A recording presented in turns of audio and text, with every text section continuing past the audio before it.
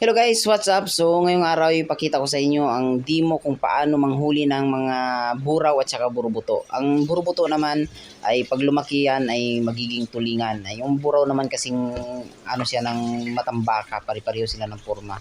Pero mas malapad lang yung matambaka. So ganito nga ang tamang panghuli niyan. Iwan ko bakit sila na-scam sa mga ganito. Wala naman itong pain guys. Ayan, ang ginagawa lang nito is yung kristalit. Pero iwan ko lang, akala ko ba ang tao lang yung na-scam, pati pala ang isda na-scam din. So, ayan ang tamang panghuli niyan. So, ayan na, ang unang hatak namin. Ang dami agad oh, di ba? Patalon-talon pa, sarap kilawin yan. Grabe, sarap niyan.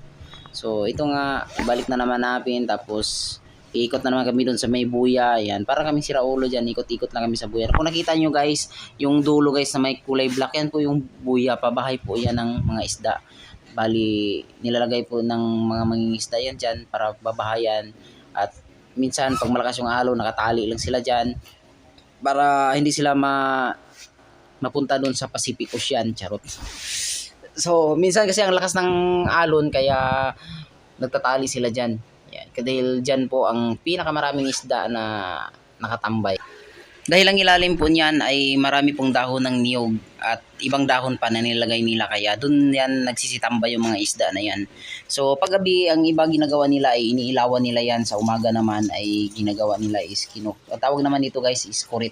Kurit ang tawag nila sa kanila dito guys. Iwan ko lang anong tawag yan sa inyo. So maraming mga biwas yan, siguro mga 50 biwas yan o pataas yung hinatak-hatak nila. So kung mapuno yan is mag-50 piraso din. So mas mabilis makapuno kung marami.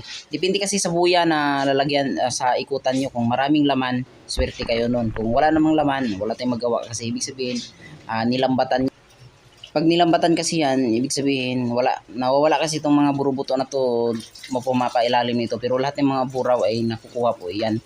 So yun yung kalaban sa mga maliliit na isda pag nataktakan ng lambat yung buya. So kung wala namang laman sa kabila, pupunta na naman kami sa kabilang buya. So maraming buya lang diyan, hindi lang po isang piraso.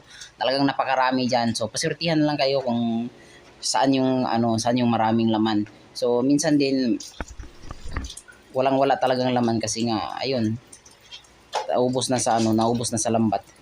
So ito lang paggagawa guys, simple lang. Ayan, pabalik-balik lang yan, balik-balik. Tapos ang yan guys, nakatakbo to, padandahan lang.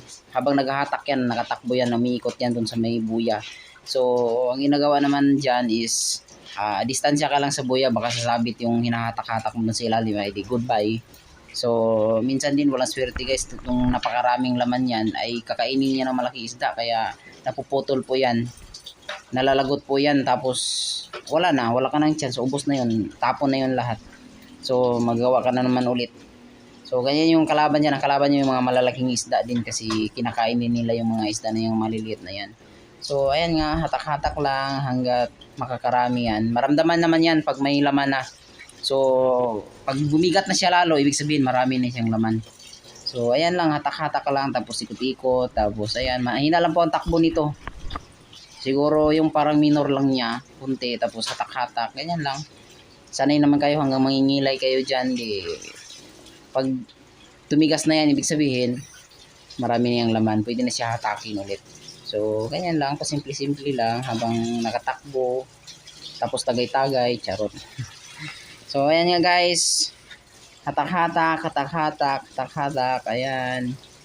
So kung makita nyo naman sa dulo guys, kung may may itim dyan, ibig sabihin niya po yung buya. So hindi lang kami lumalayo dyan. Pag wala na kaming makukuha dyan is tatransfer kami sa iba. Dahil nagdikit-dikit lang po yung mga buya na yan. Sa unahan lang po konti, may ibang buya. Napakaraming buya dyan. So ito siguro guys, nasa mga, iwan ko lang, mga 200 pataas meters na to na di pa pala na yung lalim. Sobrang lalim po ito. Ayan. Sobrang lalim. Diyan din po sila namumusit paggabi. So ayan ayan, hatak na niya. So ito po yung next namin na hatak. So makikita nyo guys, as you can see guys. Ayan, ito po yung palubog niya guys. Kung makikita nyo, ayan, yan po palubog niya na tingga. So yung dulo po is wala po yung palubog. Minsan nilalagyan niya ng palubog pag malakas yung silig, yung malakas yung alon. Kasi lumulutang yun agad eh. So ito na guys, so hindi ba makita nyo naman? Makita nyo naman na napakarami yan. Sa baba yun, namumuti na. Ayan. So, ang pagtanggal naman nito guys is di madali. Kasi ang tawag nito, may slide yung niyan. Talagang maano mo yung kamay mo diyan. Mag-ingat ka lang sa pagtanggal nito dahil naku baka mabiwas ka.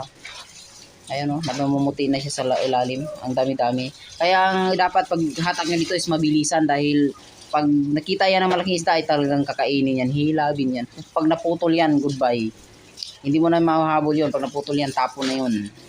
Hindi mo kayang sisirin yan guys kasi ang lalim ng lalim na dagat yan. Mga 200 di pataas yan. So ayan, makita nyo naman guys. As you can see guys, namumuti na sa baba. Ay talagang mawawala yung antok mo pag ganyan yung nahuhuli mo. Ano yun, hindi. Napakarami. Garabi. So, ayun namumuti. Meron pa sa ilalim. Ayan, ang dami pa. Napakarami pa. Yan, kaya mabilisan talaga yan pag napupuno na. Kasi iwas hilab. Kasi pag nahilab guys, hindi madali ang gumawa ng ganitong kasi yung sa taas niyan is kristalit lang yan. At saka biwas. Ayan. Tingnan nyo makita nyo naman guys, walang walang mga pain yan. Maliban lang sa kristalit. Ayan, nai-scam sila guys diyan. Ayan, dami.